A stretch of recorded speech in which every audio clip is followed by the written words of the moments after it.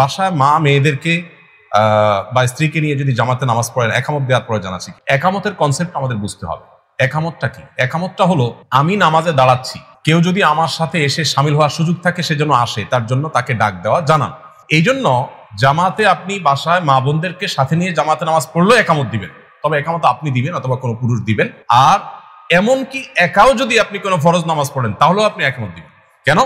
কারণ নবী করিম সাল্লাল্লাহু আলাইহি সাল্লাম এই সম্পর্কে হাদিসে কিন্তু পরিষ্কারভাবে নির্দেশ করেছেন যে একটা লোক যদি একাকী থাকেন, কোথাও কোনো মানুষ নেই, জনমানব শূন্য জায়গা, তিনিও যদি এখানে নামাজ পড়েন তিনি একামত দিবেন। তার একামতের মিনিং হবে, আজান মিনিং হবে যে কেউ যদি আমার আওয়াজ শোনো, কোনো মানুষ যদি থাকে সেজন্য আমার সাথে এসে শামিল হোক, কেউ শামিল না হোক একামত দিলে সে সওয়াব পাবে। এই জন্য একা একাও যদি ফরজ নামাজ একা পড়েন তারপরে একামত দিয়ে পড়াটাই হলো সুন্নাহ। অতএব মা বোনরা জামাতের সাথে পড়লে তো অবশ্যই একামত দিবেন। জামাতে নামাজ পড়লে 27 গুণ সওয়াব হয়।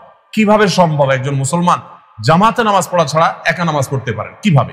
কেউ নামাজ পড়ে ফেলছে, তার হাতে পায়ে ধরে হলেও ভাই আপনি নফলের নিয়ত আমার সাথে জামাতে দাঁড়ান, আমি আপনার সাথে পড়ি, 27 গুণ বেড়ে যাবে। তাহলে আমল নামাকে আমি কেন 1 গুণে রাখবো?